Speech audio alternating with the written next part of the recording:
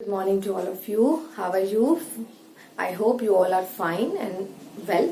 So students, today we will start our topic with the models of an atom. As you know that in the last lecture we have discussed about the topic that is charge and mass, and charge by mass ratio that explained by the J.J. Thomson, and the charge explained by the Millikan-Aldrich method, and easily we calculate one by one the mass of electron, mass of proton. Okay. So today we will discuss models of an atom. That first model is J.J. Thomson model. This is called Thomson model of an atom. तो according to J.J. Thomson model, अगर हम बात करें कि structure कैसा है atom का, तो अकॉर्डिंग टू J.J. थॉमसन कि atom is a completely positively charge sphere and electrons are embedded in it. तो अकॉर्डिंग टू J.J. थॉमसन उनका आइडिया ये था कि पूरा का पूरा जो एटम है वो पूरा पॉजिटिवली चार्ज स्फीयर है और उसके अंदर कुछ इलेक्ट्रॉन्स इम्बेंड है धसे हुए हैं. उन्होंने अपने इस मॉडल को कंपेयर किया किसके साथ? रेजिन पुडिंग मॉडल के साथ, और उन्होंने इसी को कंपेयर किया वाटरमेलन स्ट्रक्चर के साथ.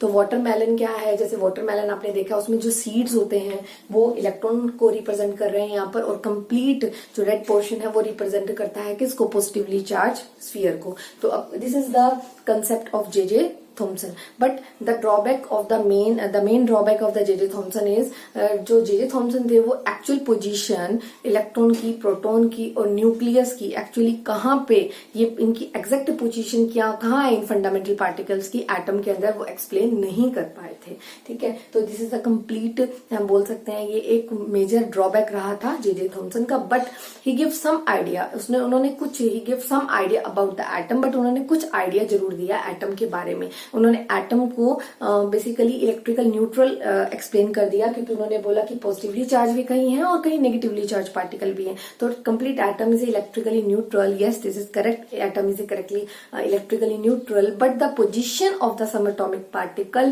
Position of the nucleus, he could not able to explain this concept. Fine. So one by one we will discuss the another concept. तो another concept था हमारा मॉडल्स को लेकर. कौन था? किसकी डिस्कवरी आई? रदरफोर्ड मॉडल की. तो नेक्स्ट है हमारा Rutherford model of an atom. तो अकॉर्डिंग टू रदरफोर्ड ने क्या किया? रदरफोर्ड ने इस कंसेप्ट को एक्सप्लेन करने के लिए एटम के अंदर इलेक्ट्रॉन प्रोटॉन की एक्चुअल पोजीशन बताने के लिए, न्यूक्लियस की एक्चुअल पोजीशन बताने के लिए इन्होंने एक गोल्ड फॉइल ली. उसका जो लगभग थिकनेस थी 100 नैनोमीटर, पूरा उसे फोटोग्राफिक प्लेट के साथ कवर कर दिया. पीछे ZNS की कोटिंग, ZNS यहाँ पर एक फ्लोरिसेंस का काम कर रहा है, उसकी कोटिंग लगाई. यहाँ पर एक लेड ब्लॉक लिया. यहाँ उन्होंने अल्फा पार्टिकल रख दिया, एक अल्फा पार्टिकल का source. Alpha particle like this, which has 2 positive unit charge and has mass 4. This is the helium. Helium work as a alpha particle. Fine. So उन्होंने एक slit लगा दी ताकि जो भी रेडिएशन निकले वो बिल्कुल डायरेक्ट जाए. ये बात आप कुछ हद तक आपने ये कुछ कंसेप्ट रेडियो एक्टिविटी कंसेप्ट में भी ये देखा है. तो ये जो रेस थी बिल्कुल सीधी गई. जैसे ही ये रेस गई तो ZNS तो ग्लो के लिए आपको पता लगा ही रखा है, पीछे ये फोटोग्राफिक प्लेट लगा रखी है. तो जैसे ही ये किसकी फॉइल थी? गोल्ड की. The symbol is AU, you know that. जैसे ही काफी लगभग 20,000 रेज, अल्फा रेज, कौन काम कर रहा है अल्फा पार्टिकल का? यहाँ पर हीलियम, दैट कैरी मास 4. ठीक है, 4 एटॉमिक मास यूनिट है जिसकी, और चार्ज कितना है? 2 पॉजिटिव. जैसे ही यहाँ रेज डाली है तो क्या देखा कि 20,000 में से मोस्ट ऑफ रेज क्या निकल गई हैं? मोस्ट ऑफ रेज सीधी निकल गई हैं. ठीक है, कुछ स्मॉल एंगल पर डिफ्लेक्ट हो गई हैं, और एक रे आउट ऑफ 20,000 180 डिग्री पर रिफ्लेक्ट बैक आ गई है. ठीक है. तो रदरफोर्ड मॉडल की बात करें एटम को डिस्कवर करने के लिए, अब उन्होंने मान ये लगाया बेटा कि अगर एटम के अंदर सब एटॉमिक पार्टिकल हैं और उनपे कोई ना कोई चार्ज है, ये बात हमने पहले ही डिस्कवर कर ली है, आइदर नेगेटिव चार्ज है आइदर पॉजिटिव चार्ज है. तो अब वो ये सोचते थे अगर एक चार्ज का पता चल जाता है, उस चार्ज को पता लगाने के लिए उन्होंने हीलियम पार्टिकल लिया. और हीलियम क्या है? Alpha particle. खुद ही क्या है? यूनिट पॉजिटिव चार्ज है, ये खुद ही एक पॉजिटिव चार्ज का एटम है, ठीक है। तो पॉजिटिव चार्ज का सोर्स है, तो जैसे इसने पॉजिटिव चार्ज की रेज डाली तो एक रे वापस आई, इसका मतलब इस कंप्लीट एटम में, गोल्ड की फॉइल ले लो या आप इस गोल्ड की फॉइल, गोल्ड क्या है यहाँ पर एलिमेंट, एलिमेंट कंटेन एटम, आप इसकी जगह पे इस गोल्ड की फॉइल की जगह पर एक एटम भी ले सकते थे, ठीक है। तो यहाँ पे एक एटम भी चूज कर सकते हैं। तो अभी हम क्या देख रहे हैं इसके अंदर, तो मोस्ट ऑफ तो रेज क्या हो गई, सीधी निकल गई अल्फा रेज, और कुछ रेज डिफ्लेक्ट हो गई स्मॉल एंगल पे, कुछ रेज डिफ्लेक्ट हो गई लार्ज एंगल पे, और एक रे क्या हो गई उसी एंगल से डिफ्लेक्ट हो गई। तो out of 20,000 one ray is completely reflect back, ये वापस आ गई। तो व्हाट आर द ऑब्जर्वेशन, तो फर्स्ट ऑब्जर्वेशन इज, मैंने आपको बता दी, most of alpha rays straight forward निकल गई। Second, 1 out of 20,000 reflect back at the 180 angle, ठीक है। और third, some rays deflect at the small angle, some rays deflect at the large angle, ठीक है। तो अब ये कंसेप्ट जो है जो रदरफोर्ड का, इसने ये ऑब्जर्वेशन तो देख लिया, अब ये कंक्लूजन निकाला कि इसका मतलब बहुत सारी रेज सीधी निकल गई, इसका मतलब एटम के अंदर मैक्सिमम स्पेस खाली है। थॉमसन ने यह बोला था कि पूरा एटम में नेगेटिविटी चार्ज डिस्ट्रीब्यूटेड है, बट इनके अकॉर्डिंग जब इन्होंने एक पॉजिटिव चार्ज का सोर्स डाला, अल्फा पार्टिकल डाला, तो उससे ये पता लगा कि अगर रेस डाली है और वो रेस बिल्कुल सीधी निकल गई, इसका मतलब मोस्ट ऑफ स्पेस एटम के अंदर खाली है, पहला कंक्लूजन। दूसरा कंक्लूजन इनका ये था कि अगर एक ही रे वापस आई है, इसका मतलब जो सेंटर में कोई ऐसी पॉजिटिव चीज प्रेजेंट है जिसने पॉजिटिव चार्ज पार्टिकल को रिफ्लेक्ट बैक कर दिया है ना। और वो उसका साइज बहुत छोटा है, और उसका साइज बाद में डिस्कवर हुआ, दैट इज 10⁻⁻15, ठीक है, मीटर। तो वो बहुत स्मॉल साइज है, वो हमारा साइज किसका था, न्यूक्लियस का, बाद में पता लगा था। तो 20,000 में से एक ही रे वापस आई है, दैट इज रिफ्लेक्ट बैक हुई है, ठीक है। तो एक ये हमें बात पता चली।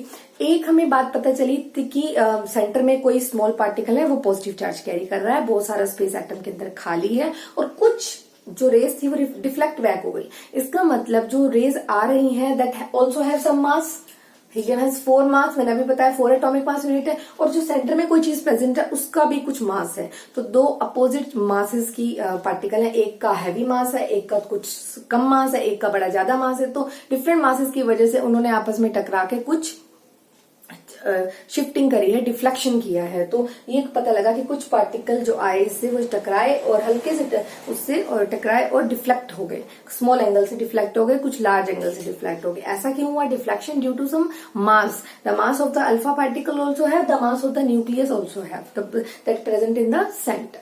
So these are the conclusion according to the Rutherford model। तो अल्टीमेटली ये तो कंक्लूड हो गया कि सेंटर में जो चीज है वो पॉजिटिव चार्ज है, ठीक है, क्योंकि जो रेज डाली है वो भी पॉजिटिव थी, और उसी रे के कारण एक हमारे जो रे वापिस आई, इसका मतलब सेंटर में जो भी प्रेजेंट है सब atomic particle that carry positive charge. And you know that ये डिस्कवरी हम अकॉर्डिंग टू गोल्डस्टीन पहले ही कर चुके हैं। पॉजिटिव चार्ज जो है उसका नाम क्या है? प्रोटॉन।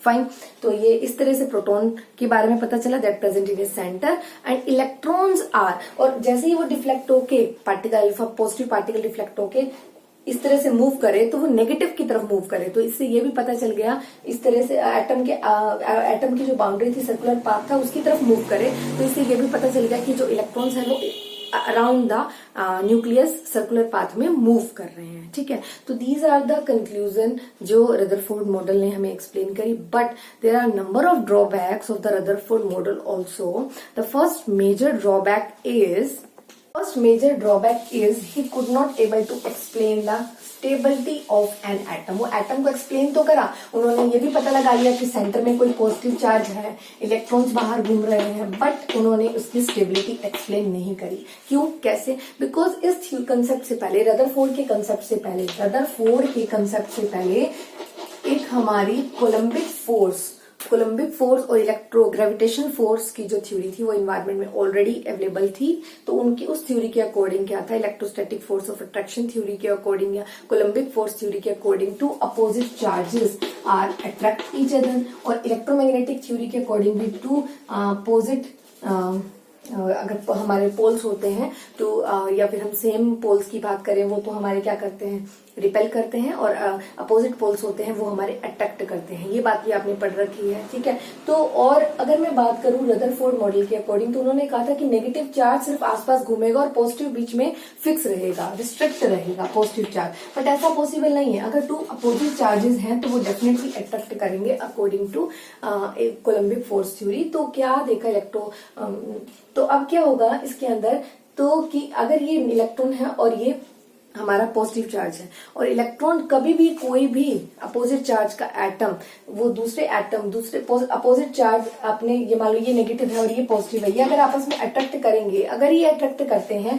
तो ये इलेक्ट्रॉन अपनी एनर्जी लॉस करेगा। जब कोई दो पार्टिकल्स आपस में अट्रैक्ट करते हैं तो पार्टिकल्स अपनी क्या लॉस करते हैं, एनर्जी लॉस करेगा। तो ये इलेक्ट्रॉन ऐसा ना दिखकर, ये स्ट्रक्चर ऐसा ना दिखकर ऐसा दिखेगा, क्योंकि इलेक्ट्रॉन जब अपनी एनर्जी लॉस करेंगे तो वो जाकर न्यूक्लियस में जाकर या पॉजिटिव चार्ज में जाकर क्या हो जाएंगे, कोलैप्स हो जाएंगे, ठीक है। तो एटम का स्ट्रक्चर ऐसे ना होकर एटम का स्ट्रक्चर इस तरह का स्पाइरल फॉर्म में होना चाहिए, according to these theory that are already present in the environment, that are already explain by the some scientist, ठीक है, कि opposite charges are always attract with each other.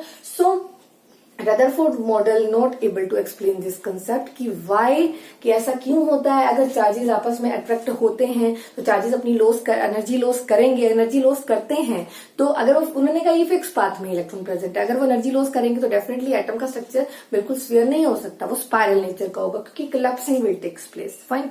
So Rutherford model इसको explain नहीं कर पाए। एक बात और वो एक्सप्लेन नहीं कर पाए, that is line spectrum of atom. ये जो कंसेप्ट है ये आगे हम नील्स बोर की थ्योरी में पढ़ेंगे, लाइन स्पेक्ट्रम ऑफ एटम। ये भी रदरफोर्ड मॉडल एक्सप्लेन, एटम का एक स्पेक्ट्रा भी होता है, हर एटम का एक स्पेक्ट्रा होता है, वो बात भी रदरफोर्ड मॉडल एक्सप्लेन नहीं कर पाए। तो Rutherford model major have only measured two drawbacks. The first drawback is not instability to explain the atom, atom की stability explain नहीं कर पाए, और दूसरा atom not explain the line spectra of atom. Fine. So now we will discuss the concept of atomic number. अब हम atomic number का concept discuss करने जा रहे हैं बेटा। That concept explain by Moseley, that concept explained by Moseley. So yes, when Moseley studied the concept of an atom, जब mostly atom का कंसेप्ट स्टडी कर रहे थे तो उन्होंने इन 1913 तो उन्हें ये पता चला कि एक एटम के अंदर पॉजिटिव चार्ज प्रेजेंट होता है। Each atom has positive charge. जब मोस्ले ने एटम का कंसेप्ट डिस्कस किया, स्टडी किया with the help of x rays, तो उनको ये बात आइडेंटिफाई हुई कि atom contain a positive charge, और वो पॉजिटिव चार्ज उन्होंने किससे रिलेट कर दिया, उन्होंने वो पॉजिटिव चार्ज को बेटा रिलेट कर दिया किसके साथ, प्रोटॉन के साथ। उन्होंने उन पॉजिटिव चार्ज को प्रोटॉन के साथ रिलेट कर दिया, ठीक है। तो इसका मतलब ये हुआ एटॉमिक नंबर क्या हुआ, तो ultimately atomic number equal to number of proton. Again I will repeat the concept. जब अगर नेक्स्ट मूसले नाम के साइंटिस्ट ने एटॉमिक नंबर का कंसेप्ट जब देखा, तो उन्होंने क्या देखा बेटा, जो एलिमेंट्स होते हैं और elements contain atom, and atoms की जब वो कंप्लीट स्टडी कर रहे थे तो उन्होंने देखा कि एटम्स में पॉजिटिवली चार्ज प्रेजेंट है, और पॉजिटिवली चार्ज को पहले ही क्या बोला गया था ड्यूरिंग द डिस्कवरी, उन्हें प्रोटॉन बोला गया था। तो अल्टीमेटली एटॉमिक नंबर को नंबर ऑफ प्रोटॉन के इक्वल रखा गया, ठीक है। बट और ये कंसेप्ट आप ऑलरेडी पढ़ चुके हैं कि जितने पॉजिटिव चार्ज है एटम के अंदर उतने ही नेगेटिव चार्ज है, तभी एक एटम क्या है, न्यूट्रल है, ठीक है। तो जितने नंबर ऑफ प्रोटॉन है इसका मतलब उतने ही नंबर ऑफ इलेक्ट्रॉन भी प्रेजेंट है, ठीक है, because atom is always electrically neutral होता है, ठीक है। तो again I will repeat, Moseley नाम के साइंटिस्ट ने किसकी डिस्कवरी करना चाहा, किसका कंसेप्ट एक्सप्लेन करना चाहा, एटॉमिक नंबर का, और उसको स्टडी करने से पहले उन्होंने एटम को देखा। एटम में उन्हें क्या आइडेंटिफाई हुआ, with the help of x rays उन्हें पॉजिटिव चार्ज के बारे में पता लगा। पॉजिटिव चार्ज को ऑलरेडी डिस्कवर हम कर चुके हैं एज ए प्रोटॉन। तो atomic number contain number of proton, and to neutralize the proton there equal number of electron are also present. तो अल्टीमेटली हमने आइडेंटिफाई किया है कि atomic number is equal to number of proton and equal to number of electron, ठीक है। ये हमारा Mosley नाम के साइंटिस्ट की हेल्प से हमें इतनी आइडेंटिफिकेशन मिली।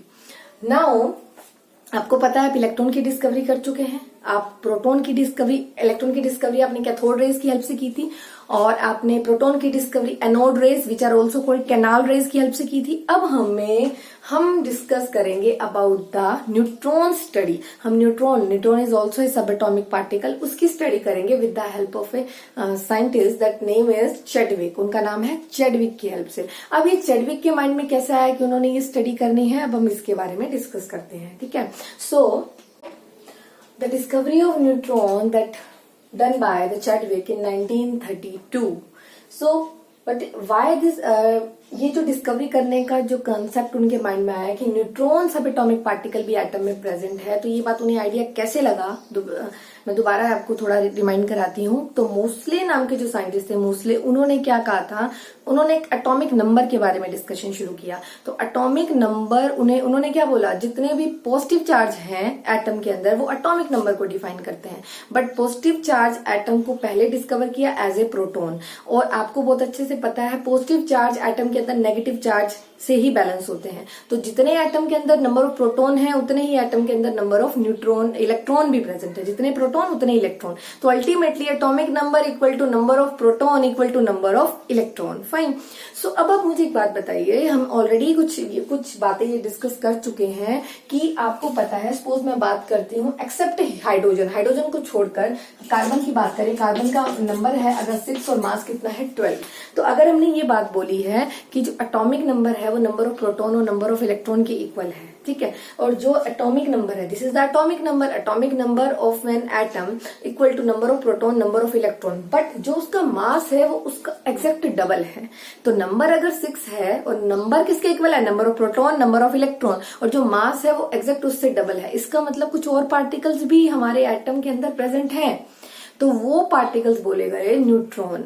तो अकॉर्डिंग टू चैडविक ने कंसेप्ट किया, उन्होंने एक बेरिलियम की शीट के ऊपर alpha particle, helium is alpha particle, you know that, मैंने अभी पता है, जिसका मास कितना है 4 एटॉमिक मास यूनिट है। ठीक है, हीलियम के पार्टिकल के ऊपर इसको बेरिलियम के ऊपर हीलियम के पार्टिकल को बम्बार्ड कराया, तो क्या देखा, एक ऐसा चार्ज पार्टिकल मिला। देखो हीलियम मास कितना है 4, बेरिलियम मास कितना है 9, एटॉमिक नंबर 4। यहाँ देखो कार्बन कितना है 2 और 4, यहाँ कितना है 6, कार्बन का मास कितना दिख रहा है 4 और 9 से यहाँ पर क्या हो गया 12, एक बच गया मास, तो वो कितना है 1।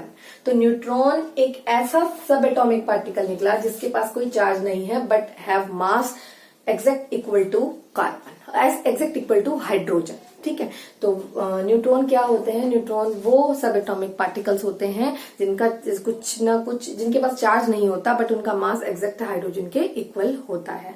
तो अभी आपने ये बात समझ ली है कि अगर एटॉमिक नंबर ये है, नंबर ऑफ प्रोटॉन ये है, नंबर ऑफ इलेक्ट्रॉन ये है, तो मास कहां से आ गया, मास तो एग्जैक्ट उसका डबल है। इसका मतलब कुछ ऐसे सब एटॉमिक पार्टिकल भी हैं जिनका कुछ ना कुछ मास है, उन्हें क्या बोला गया, उन्हें न्यूट्रॉन बोला गया। अकॉर्डिंग टू चैडविक ये डिस्कवरी की गई।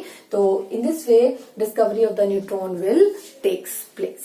फाइन, तो आप लोगों को ये क्लियर होना चाहिए। फाइन, अब हम बात करेंगे, अगर हम अपने अगले टॉपिक की बात करते हैं बच्चे, तो देखिए आप लोग इन दिस कंसेप्ट हमने अभी सीखा है कि जो हमारे पास, सपोज मेरे पास एक एलिमेंट है एक्स एलिमेंट है, यहाँ पर मेरा, अच्छा अब आप एक बात आपको और मैं आपको क्लियर कर दूं, जो हमारा एटॉमिक नंबर होता है, एटॉमिक नंबर उसको जेड से रिप्रेजेंट करते हैं, और जो एटॉमिक मास होता है, जो मास नंबर होता है, उसको ए से रिप्रेजेंट करते हैं।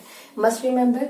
और जेड किसके इक्वल होता है, मतलब एटॉमिक नंबर किसके इक्वल होता है, नंबर ऑफ प्रोटॉन, ये मैं आपको पहले बता चुकी हूँ, equal to number of electrons. ठीक है, सो अब आप देखिए, सपोज मैंने एक एलिमेंट लिया, ये कोई एलिमेंट एक्स है, यहाँ पर आप एग्जांपल भी ले सकते हैं लाइक सोडियम, तो यहाँ पर जेड, यहाँ पर एटॉमिक नंबर, ठीक है, एग्जांपल हम साथ साथ ले रहे हैं, यहाँ पर ए एटॉमिक मास, तो यहाँ पर कितना होता है इसका एटॉमिक मास 23। फाइन, ये बात क्लियर हो गई। और एक आपको क्लियर हो, जो एटॉमिक मास होता है उसमें प्रोटॉन प्लस न्यूट्रॉन का सम होता है वो, तो एटॉमिक मास माइनस में प्रोटॉन क्या निकाले जा सकते हैं, न्यूट्रॉन कैलकुलेट किए जा सकते हैं। ठीक है, तो अभी आप देखिए मैं बात करूं again, I will repeat, atomic number Z को, एटॉमिक मास ए को, Z atomic number equal to number of proton equal to number of electron. ये आपस में इक्वल क्यों है, ये मैंने आपको बता दिया। एटम के अंदर इलेक्ट्रिकल न्यूट्रलिटी होती है, जितने प्रोटॉन होते हैं उतने ही इलेक्ट्रॉन होते हैं।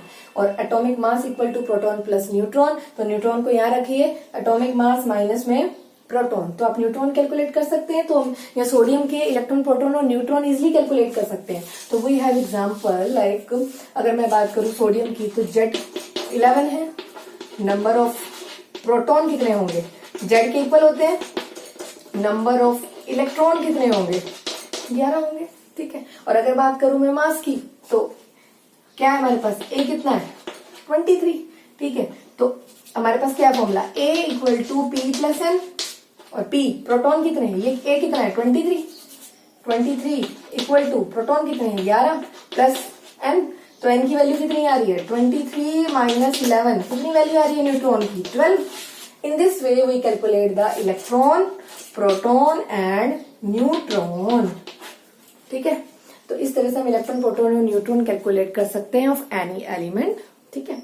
तो इस तरह से, तो स्टूडेंट्स आज के लिए इतना ही। In the next class we discuss about the topic that is related to isotopes, isobars, isoelectronic species and isotones.